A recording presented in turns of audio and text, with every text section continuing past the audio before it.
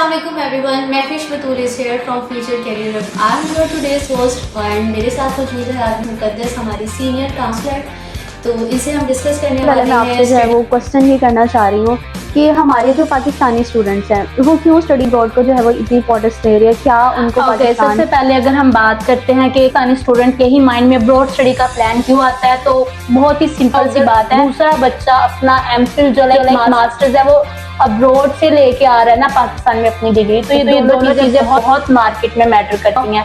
जो source of funds you have to prove in embassy, then obviously you have to proceed yourself for.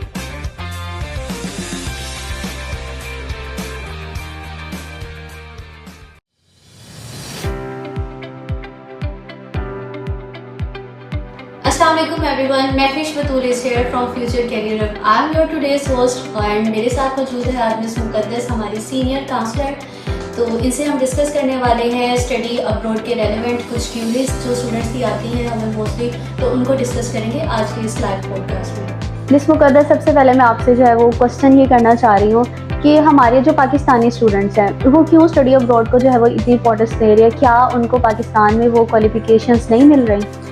सबसे पहले अगर हम बात करते हैं कि एक पाकिस्तानी स्टूडेंट के ही माइंड में अब्रॉड स्टडी का प्लान क्यों आता है, तो बहुत ही सिंपल सी बात है। हमेशा से ना जो बच्चा है ना वो अपने घर से ही सीखता है। एक प्रॉपर उनके घर में एक माइंडसेट बना दिया जाता है कि आपने इस डिग्री के बाद इस फील्ड में जाना है, इस डिग्री के बाद इस फील्ड में जाना है। तो इसी वजह से अगर हम बात करते हैं पाकिस्तानी स्टूडेंट के ही माइंड में इंटरनेशनल प्लान्स क्यों आते हैं, वो अब्रॉड स्टडी का ही क्यों करते हैं। उनकी फैमिली में कोई पर्सन ऑलरेडी अब्रॉड स्टडी गया होता है, कुछ बहुत से बेनिफिट्स हो रहे होते हैं, तो फैमिली का दूसरा पर्सन भी चाह रहा होता है कि उनका बच्चा भी अब्रॉड स्टडी में मूव करे।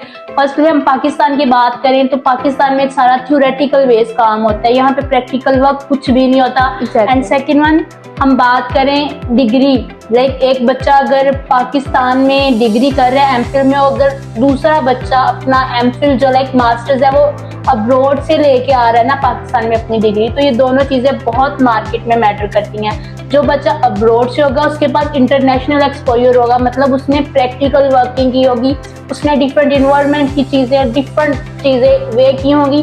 सो एज कम्पेयर जो पाकिस्तान वाला बच्चा है ना जो अब्रॉड की डिग्री पाकिस्तान में लेके आएगा उसको ज्यादा बेनिफिट कैरियर के लिए बहुत बेस्ट है। बहुत अच्छे प्लस पॉइंट्स है अगर हम डिटेल में बात करते हैं। That's great. ये तो हो गया कि स्टूडेंट ने जो है वो अपना माइंड सेट किया है स्टडी अब्रॉड के लिए। अब जब स्टूडेंट ने माइंड सेट अपना कर ही लिया है कि वो स्टडीज के लिए जाना चाह रहा है, तो किस तरह से वो अप्लाई करता है, क्या डॉक्यूमेंटेशन स्टूडेंट को जो है वो रिक्वायर्ड होती है। अब हम डॉक्यूमेंट्स की बात करें तो सबसे पहले स्टूडेंट के पास उसका पासपोर्ट होना चाहिए, उसके बाद उसकी सीवी, मैट्रिक टू बैचलर्स की डिग्री, अगर बैचलर्स की डिग्री के बाद उसका गैप है तो उसका एक्सपीरियंस लेटर स्टूडेंट के पास कंपलसरी होना चाहिए।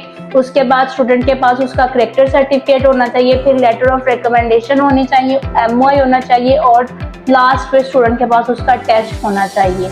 ओके अभी जैसे आपने एक वर्ड बोला कि इंग्लिश लैंग्वेज टेस्ट की भी नीड स्टूडेंट को होती है, डॉक्यूमेंटेशन में क्या आता है जी, तो क्या इसके बगैर स्टूडेंट का एडमिशन नहीं हो सकता। दैट्स ग्रेट क्वेश्चन, बट अब हम डिस्कस करते हैं कि स्टूडेंट को टेस्ट के बगैर यूके की यूनिवर्सिटीज एक्सेप्ट करती हैं या नहीं करती। इस टाइम तकरीबन यूके की 80% यूनिवर्सिटीज़ हैं जिन्होंने MOI पाकिस्तान से स्टॉप कर दिया हुआ है। 20% यूनिवर्सिटीज़ हैं जैसे कि बर्मिंघम सिटी यूनिवर्सिटी है, कील यूनिवर्सिटी है, वॉल्वरहैम्पटन है, और भी 4 से 5 यूनिवर्सिटीज़ आती हैं जो कि MOI ले रही हैं। सो अब हम बेस्ट सजेस्ट करेंगे कि स्टूडेंट आइट्स के साथ चले, PT कर ले या आइट्स कर ले। इससे एम्बेसी में इनका प्लस पॉइंट होता है कि स्टूडेंट की जो इंग्लिश है वो स्ट्रॉन्ग है और उसको मजीद एम्बेसी प्रेफरेंस पे रखती है। That's great. मिस मुकद्दस, मुझे ये बताएं कि एलिजिबिलिटी क्राइटेरिया क्या है अगर स्टूडेंट इंटरमीडिएट अपना कंप्लीट किया या वो बैचलर्स के बाद अप्लाई करना चाह रहा है। स्पेसिफिकली अगर मैं यूके की बात करती हूँ तो उसमें क्या एलिजिबिलिटी क्राइटेरिया है। Alright, that is the good question. इसकी तकरीबन इंफॉर्मेशन सब स्टूडेंट्स को चाहिए होती है जो कि अब्रॉड स्टडी के लिए प्लान करते हैं। सबसे पहले हम बात करते हैं मैट्रिक के बाद जो एज इट इज स्टूडेंट हैं उसके लिए तो इतना प्लस पॉइंट नहीं, लेकिन जिन बच्चों ने अपना इंटरमीडिएट पाकिस्तान के किसी भी कॉलेज से कंप्लीट किया है और उनकी जो मिनिमम से भी मिनिमम परसेंटेज जो हम प्रेफर करते हैं ना वो प्लस होनी चाहिए।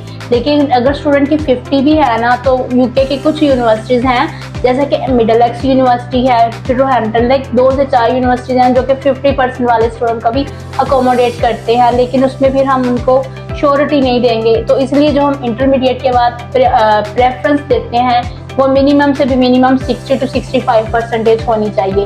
अगर हम बैचलर्स के बेस पे, लाइक बैचलर्स अगर स्टूडेंट ने किसी भी पाकिस्तान की यूनिवर्सिटी से किया है तो उसके लिए जो उसकी परसेंटेज है CGPA मिनिमम से मिनिमम 2.3 तक होनी चाहिए, और जो उसकी परसेंटेज है वो 55 to 58 तक हो। तो हर यूनिवर्सिटी जो कि यूके की है एक इंटरनेशनल स्टूडेंट को हैप्पीली एडमिशन भी दे देती है और इवन दैट स्कॉलरशिप भी प्रोवाइड करती हैं। और जो मास्टर्स के लिए स्टूडेंट मूव कर रहे हैं पाकिस्तान से यूके में, तो उनकी मिनिमम से भी मिनिमम जो यूनिवर्सिटीज़ हैं वो 10 ईयर्स का भी गैप ले रही हैं, 6 to 7 ईयर्स का भी ले रही हैं, कुछ यूनिवर्सिटीज़ हैं जो कि 15 ईयर्स का भी ले रही हैं। लेकिन हम इतने गैप को मैटर नहीं करेंगे, सो हम जो प्रेफर करेंगे वो 5 to 10 ईयर्स वाले गैप को ही मैटर करेंगे।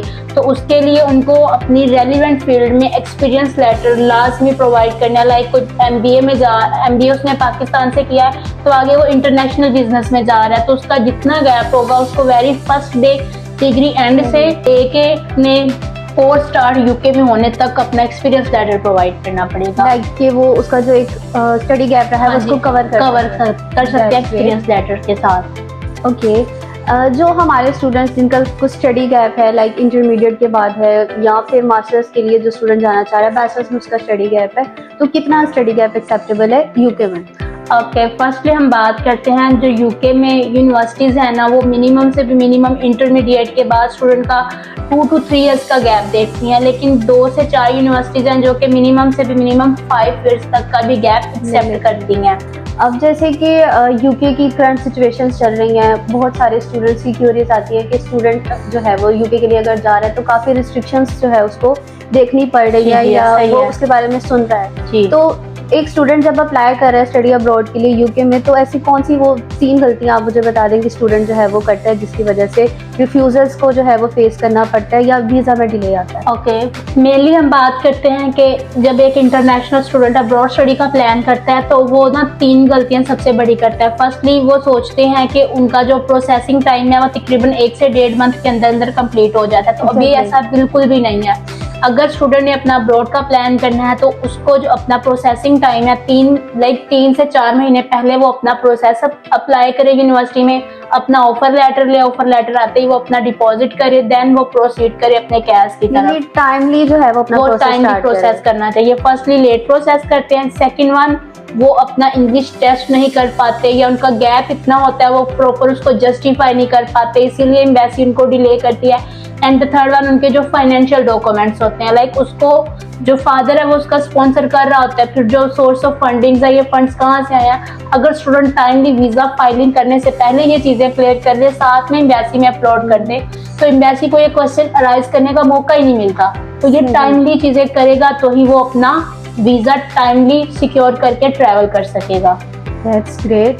मिस मुकद्दस, ये मेरा आपसे अब लास्ट क्वेश्चन होगा, आप उन स्टूडेंट्स को जो है वो क्या रिकमेंड करती हैं, ये क्या सजेशंस देती हैं जो अपना स्टडी अब्रॉड के लिए प्लान कर चुके हैं और सितंबर इनटेक को चेज कर रहे हैं? फर्स्टली स्टूडेंट को अपनी प्रोफाइल इतनी स्ट्रॉन्ग करनी चाहिए ताकि यूनिवर्सिटी उसको फर्स्ट अटेम्प्ट में ही एडमिशन दे दे। उसको अपने डॉक्यूमेंट्स इतने कंप्लीट स्ट्रॉन्ग करने चाहिए, लाइक जितने भी हमने डॉक्यूमेंट डिस्कस किए हैं वो सारे टाइमली यूनिवर्सिटी को दे। यूनिवर्सिटी उसको ऑफर लेटर दे, ऑफर लेटर आते ही वो अपना कैश फाइल करे, कैश फाइल आने के बाद अपने फंड्स और सारी चीज़ें कंप्लीट रखे ताकि वो अपने वीज़ा की टाइम की तरफ प्रोसीड कर सके। स्टूडेंट आ रहे होते हैं जिनके पास आइट्स नहीं होता, MOI की बेस पे एडमिशन ढूंढ रहे होते हैं, तो ऐसा अब यूके में पॉसिबल नहीं है। जिन बच्चों के पास आइट्स और सोर्स ऑफ फंड्स होगा, वैसे उसको इन वीज़ा, अदरवाइज फिर स्टूडेंट डिले में जाएंगे, फिर वो अपना भी टाइम वेस्ट करते हैं और कंसल्टेंट का भी करते हैं। So I will suggest for all the international students, if you have a source of funds you have to prove in embassy, then obviously you have to proceed yourself for UK. Thank you. So that's all from our side. आपसे मिलते हैं next podcast में एक new destination के साथ। Thank you, अल्लाह हाफ़िज़।